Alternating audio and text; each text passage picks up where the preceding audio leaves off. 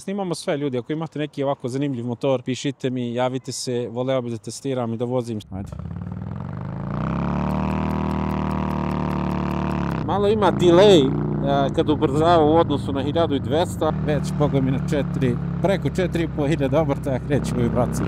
Imaće snage naravno uvijek da pretičeš šta god treba, to nije problem, ali ako očekuješ neku ludnicu, ne očekuj. Pozdrav ljudi, dobrodošli u još jedan klip. Danas nastavljamo sa Harleyima, ne znam šta se dešavali u zadnje vrijeme. Hvala Bogu, sve više Harleya imamo priliku da snimamo, tako da hvala svim vlasnicima. Konkretno u ovom slučaju hvala Davidu koji mi se javio i rekao mi da ima ovaj divni 883 Iron Sportster ili kako se već zove model. Mislim da je ovo 2022. godina i ono što mi je najjače motor izgledom, što bi rekao neki njegov drugar, kaže je li to isti Kawasaki Vulkan? Sličan, samo što je Harley, samo što ima drugačiju mašinu, drugačiji zvuk, drugačije sve. Čini mi se da većina ljudi kad vidi Choppera i kad vidi ovako neki custom motor, može slika, brate. Može, brate moj.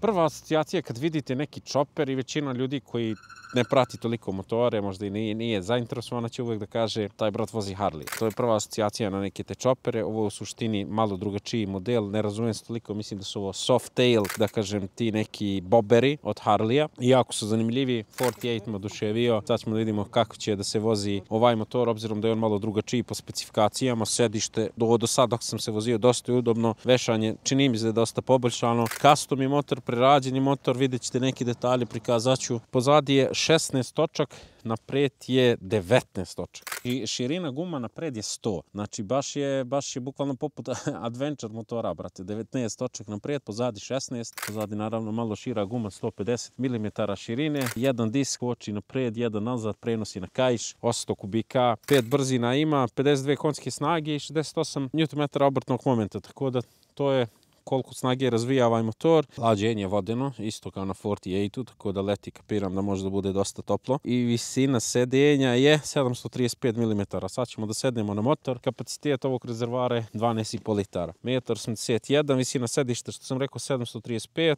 Meni deluje čak da je malo i viši u odnosu na primjer na Sportster što sam vozio pre. Nekako ne znam da li je ovo sedište podignuto, ali sedište te bukvalno fiksira, ali je dosta udobno, brate.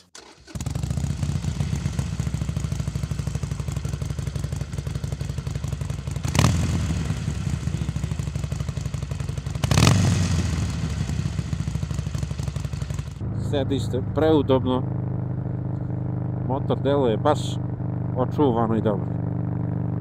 Hvala Davidu, brate, što mi je dao priliku da provozam. Ovo je veći točak, boga mi dosta znači naprijed.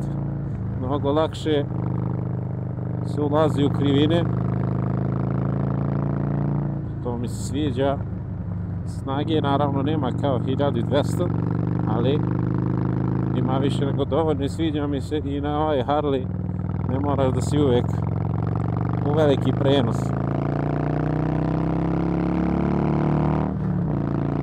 Već možeš samo manji i da uživaš.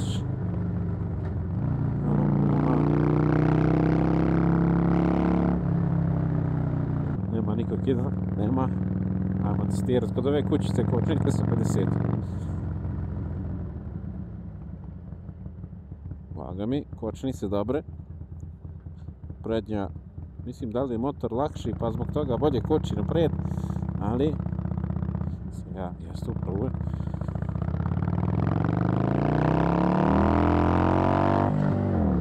Opa, malo ima delay kad ubrzava u odnosu na 1200, ali brate isto ide do kako se zove 80 u prvu, tako da to je isto baš dobro. I u drugu, brate, sviđa mi se u drugu, već možeš da kruziraš ovako lagano. Ovaj prednji točak, brate, baš znači što je veći, čini mi se za krivinu u odnosu na ne deblje gume ranije. Ovdje, za razliku od 48-a i drugom 40 je ok skroz, nije ništa sporno.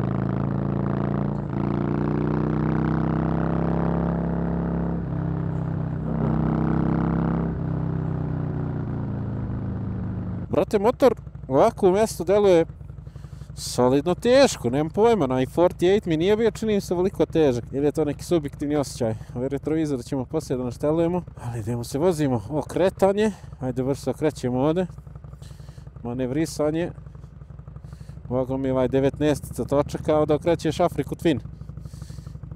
Malo je to zeznuto za ove neke kratke manevrisanje okolo. Evo ti ovdje 2 parking mjesta za autobus, okrećeš se u njima, ok. Nije loše, malo je težak na volan, poput Sportster S-a, no ja mislim da ovdje 19-ica već sija.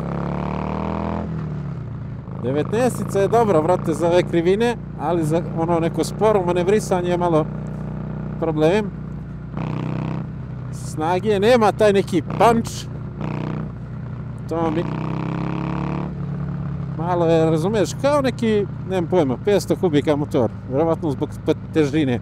Probaćemo poslije dole recimo na neki pravac da testiramo od 0 do 100 ili nešto. Kočnice moraš i prednju i zadnju. Prednja mi deluje bolje, zadnja ok. Nije ništa sad ni specijalno ni strašno. Položaj sedenja dosta opušten. Ruke su ti, ne znam, nisu. Na novom 48 su mi bile recimo tu. Malo je opušteniji položaj sedenja nego recimo na Sportster S. Zvuk, rekao bi da može da bude bolji, malo kao da je prigušen, mislim. Menjač, rekao bi da radi ok posao. Menjač na Sportster S mi se nije svidio.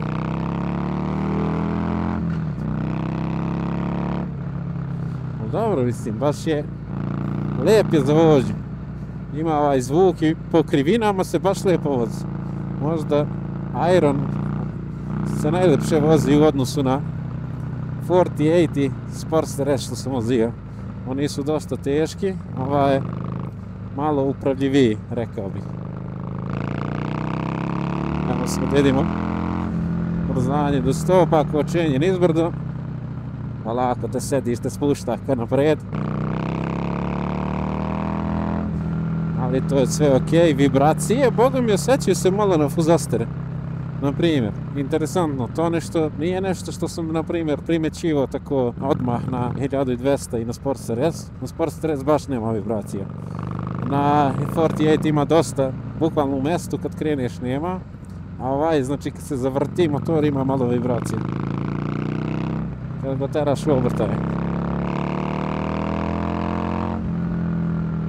Dobro, to je znak da treba ga prešaltaš u veću brzinu.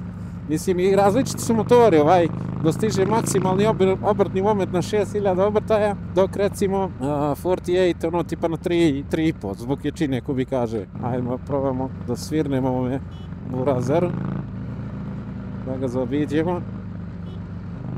I evo ga sa traktorom. I idemo dole, putuje moja rana. Ali brate, lijepo se vozi, čini mi se da te sluša, baš te sluša ono levo, desno kad doći u krivine i to. Samo treba naravno malo prilagodiš brzinu. Izbacivanje iz brzine prelagano. Evo ovdje sad. Dobro, sad ovdje možemo recimo u prvu. Oštar krivina. Ga spustimo ovdje. Bukvalno motor ti prati, ovaj točak prati ponašanje, gdje ćeš li ideš. Kočnice sam već pomenuo, mislim da su ok, nije ništa sad specijalno, ali ako voziš umereno i kočiš i prednjom i zadnjom, onda evo se ovdje sa 40. Op. Može da ukoči solidno, čak i ako ti treba malo agresivnije kočenje, ali naravno prakse ti treba, obzirom da je motor potežak, čisto da vidiš kako se ponaša pri kočenju. Malo mi fali, brate, punch onaj naš, ali ne veze, sad ćemo probati, možda u prvu ima punch, ali deluje mi, mislim, više slično Sportster S-u, više snage dobija. Da, moraš malo da naučiš da ga voziš drugačije. 48 ima bukvalno od 0 snage, ono, kad potegneš on ima snage od 0, znaš, dok ovaj recimo treba da držiš nekih 2-3 hiljade obrtaja i onda posle da daš gas. Evo sad ćemo ovdje pretičemo da vidite kako ubrza. Zmigavac, gas. Na 70 gasi. Nogu hoće ti baci. Oči ode pazarci. Voze ka Chuck Norris. No, idemo mi malo vožnja magistralnim putevima. Ja mislim da je ovaj motor za ove puteve top i za ove vangradske okej. Dino ne znam po gradu okej kakav će da bude. Nemo sad karaški. Ništa dok ne probaš motor karaški. Auto, motor, šta god da imaš. Ovako za manevrisanje. 19, brate, bukvalno me posjetilo sad kad sam uzio prve adventure motore, Dobod Adventure i Afrika i ovi imaju 21 čak inč točak i onda to na neki način posjetilo me na to da malo bukvalno vidiš da sporije kad hoćeš mislim rukom da zaokreniš, ali zato kad hoćeš da ga oboriš motor se ponaša skroz okej. Sad ćemo ovdje mi da probamo se provučemo, hoćemo, uspeli smo. Ovdje kliza u asfalt, krenu da pleše motor. Tako da, sreće pa nije 1200. Motor nema traction control, moraš budeš pažljiv. Ali ovako, ovo je ja mislim njegov idealni režim rada.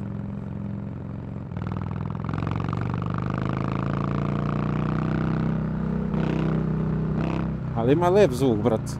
Malo bi ja još ovo otvorio da se čuje glasnije. Onaj 48 se čuo nevjerovatno, Sportster mi je bio najtiši, ali imao najviše snage, ono je baš lud motor. Boga mi. Čekajte, zanima me kad je utrećio, da. Kad ga teraš baš u obrtaje ima vibracije. Na fuzastere, na volan nema nešto, rekao bi. Ali ovako kad kruziraš je baš, sviđa mi se ovaj zvuk, brrrr, koliko lijepo radi, brate, osjetjaš tu da kažem snagu. Ajmo da vidimo ovdje da li možemo preticanje neko i kakav je za preticanje sa 80. Nije kao sportaci naravno, ali možeš da odradiš preticanje. Vidimo, utrećuješ.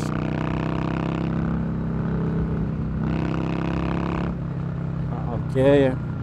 Sedište, brate, te baš drži fiksno, ne možeš se pomeriš. Što je okej i nije okej možda. Nemam pojma. Kad sedneš na njega deluje udobno, ali meni malo, čini mi se, malo mi je mnogo fiksan položaj.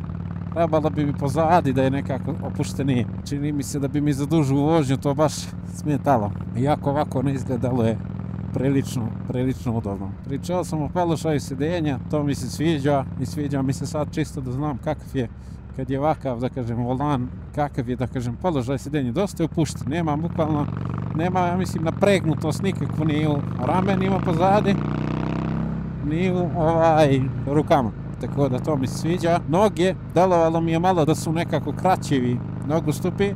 Nešto mi je, čini mi se, bilo, ne znam, na onom prošlom nešto malo duže, ali okej, mislim da je okej. Aranđelovac, ali će me vidi, moram da mu se pokažem u retrovizor, ako planiram pretičem, svirnem i dam gas. Evo, tako se školski pretiče. Brate, stabilan je motor, baš je stabilan. Ovaj 19-ica, boga mi, i u krivine, drži ga prilično stabilno. Sad, pri većim obrtajima se osjećaju vibracije. Ajde.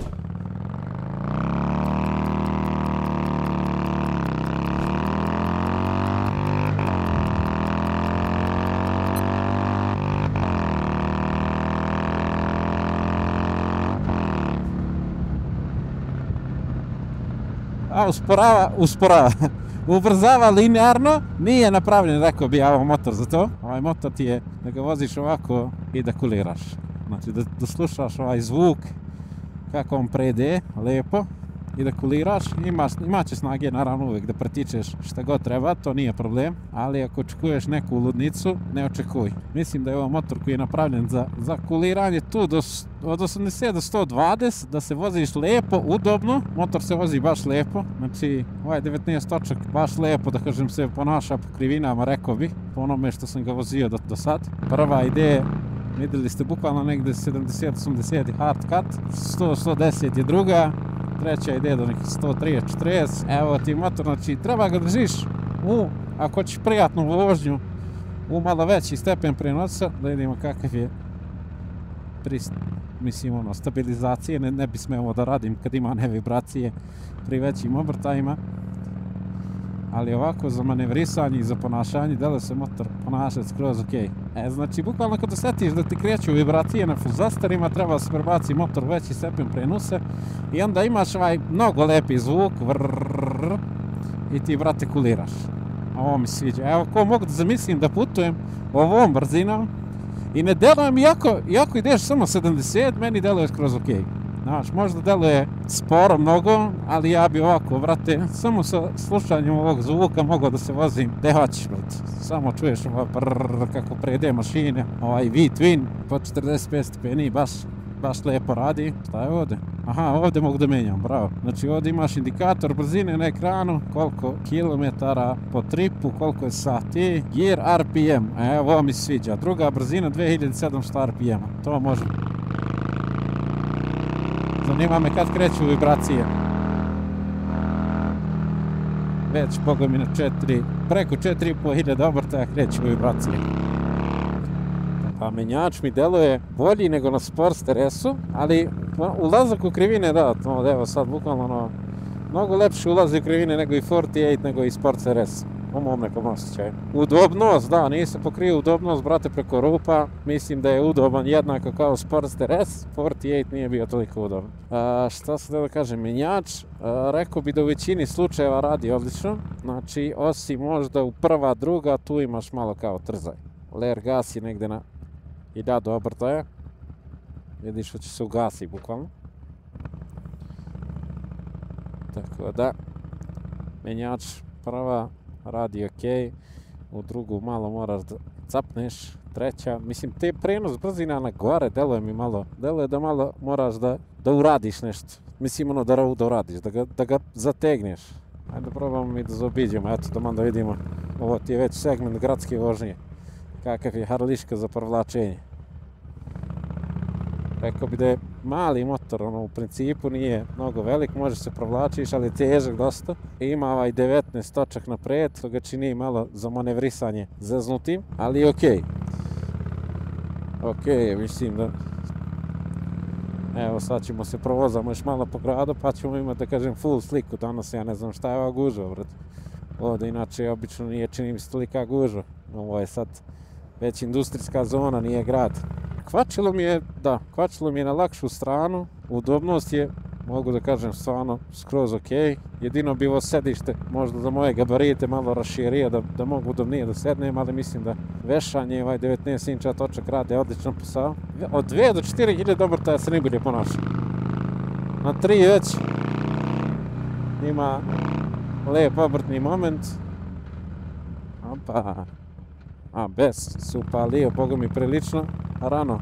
Krenuo je točak zadnji da proklizava, ali ovaj asfalt ovdje proklizava kao na klisko, brate, tako da to je zeznuto, njega Veljko. Gdje si Veljko? Brate, on se čak spusti ispod 800 obrtaja, to bukvalno kada će se ugasi. A reka, taka. Za mnogo sporo manevrisanje je malo zeznuto zato što je 19 točak i onda malo motor te tera ili pravo ili da padneš. Po gradu mnogo opasnih faktora na koje možeš da obraćaš pažnju da ne nastradaš. Ali udobnost, zvuk i snage je više nego dovoljno, tako da mislim da ti ništa više ne treba ako hoćeš i za grad. Za provlačenje bih rekao, šta znam, 7 od 10, nije toliko loše. Evo sad ćemo bukvalno ovdje probamo se provučemo. Evo razred, ne znam da li me video. Jeste li? Neće da pusti.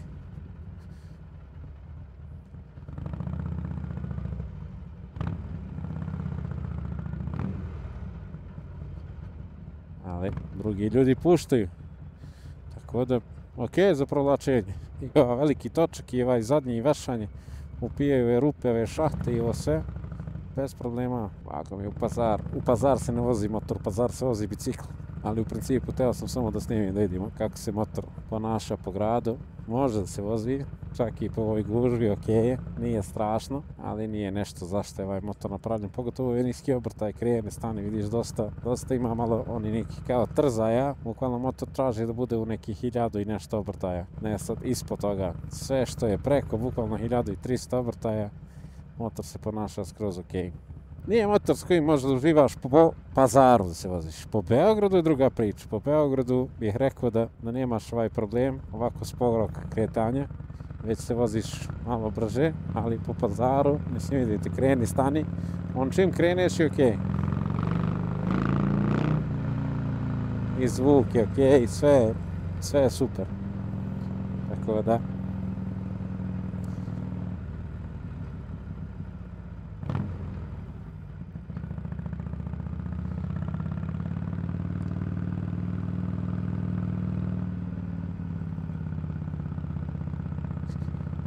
Da idemo da završavamo vožnju.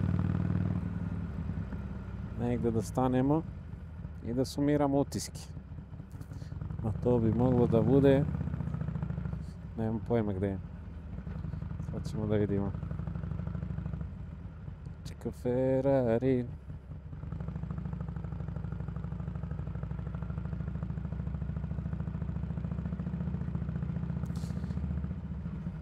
I naravno, kao i svaki Harley, uvijek privlači pažnje što se tiče zvuka i što se tiče izgleda. Možeš to da očekuješ sa svakim Harleyem, da lepo budeš primetiš. Evo sad ovdje, pošto je pazar puno i neravnina je rupa, rekao bi da motor to podnosi sve okej. Bukvalno. Vešani, velik točak, rupa, šahta, sve to motor podnosi skroz okej.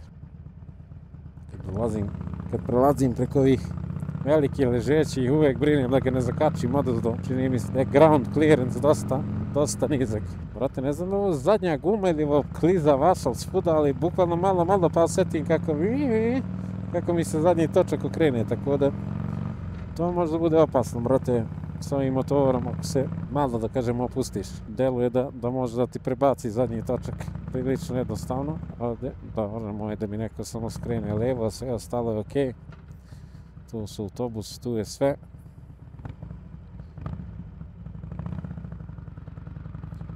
Cakum pakum mora da je sve da izgleda, što da ne.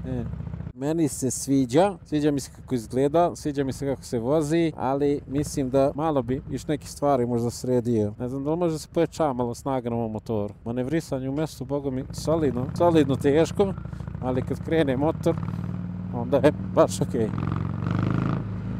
I udoban je prilično, tako da to je isto cool.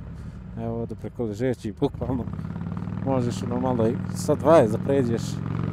Okej.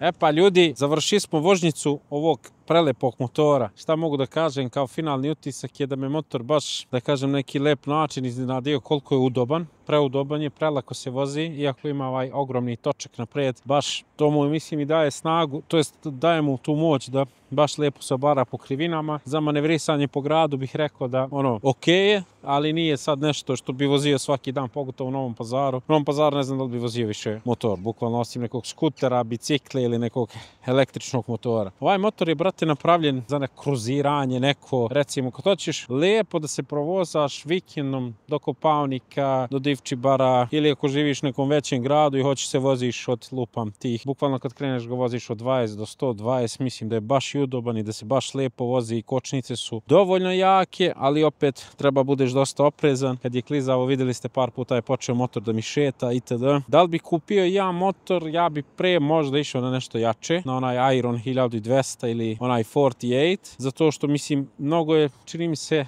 jači malo zvuk, možda i ovaj može da se sredi da bude jači i mislim jači obrtni moment. Taj mi je motor idealan lupam za po gradu, za po Beogradu, za divljanje, za po Pazaru nije. Ali za po Beogradu lupam ima dosta snage. Ovaj, na primjer, dosta ima snage u kasnijim obrtajima, tamo negde od 3,5 do 6.000 obrtaja, on se mislim maksimum vrti oko 6.000 obrtaja, ali tu dostiže tu pik snagu, ali onda kad pređe 5.000 obrtaja ima malo vibracije u fuzasterima na nogama, mislim da to možda može da se sredi nekim drugim fuzasterima, ali to je to. Tako da mislim da je bio ovo jedan super motor.